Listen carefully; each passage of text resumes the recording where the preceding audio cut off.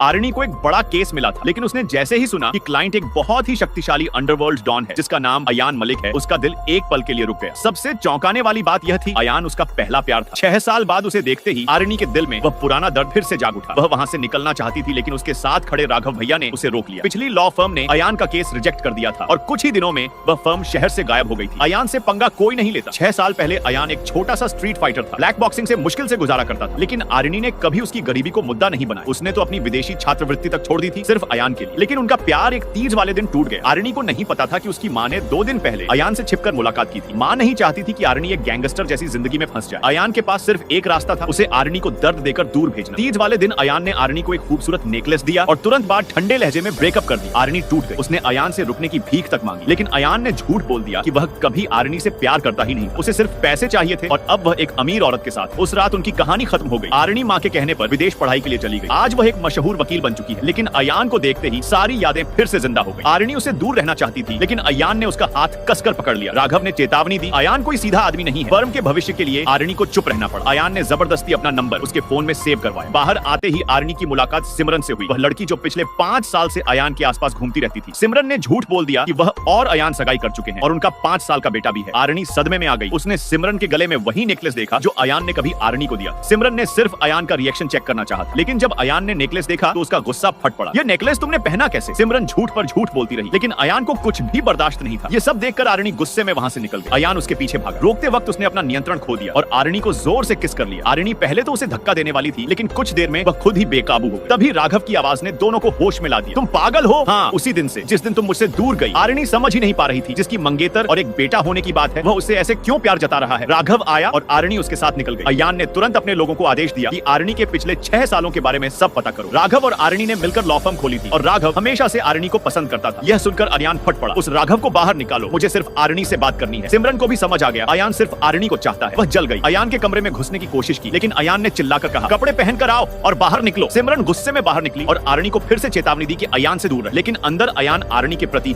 बेहद नरम था। यह देखकर सिमरन और जल गई। मीटिंग के बाद जाते वक्त आरनी फिसलकर सीधे अयान की बाहों में गिर गई। सिमरन ने यह दृश्य भी देख लिया और उसका दिमाग घूम गया। गुस्से में उसने गुंडों से आरनी को रास्ते में ही किडनैप करवा लिया। आरनी होश में आई तो वह एक बॉक्सिंग जिम में बंधी हुई थी। सिमरन चिल्ला रही थी, जब मेरे अयान को तुमने किस किया तब याद नहीं आया कि मैं क्या कर सकती हूँ। आरनी समझाने की कोशिश करती रही, लेकिन सिमरन पागल हो चुकी थी। उसने 2 भारी पंच आरनी के चेहरे पर मारे। खून बहने लगा। आरनी की पसली तक टूट गई। सिमरन रुकने को तैयार नहीं थी। उसने एक बोतल में खतरनाक नशीला मिश्रण पहले से तैयार कर रखा था। उधर अयान को पता चला कि आरनी गायब। वह पागलों की तरह बॉक्सिंग जिम की ओर दौड़ा, लेकिन तब तक सिमरन आरनी को वह खतरनाक ड्रग जबरदस्ती पिला चुकी थी। अब देखते हैं तुम जिंदा बाहर निकलती हो या नहीं।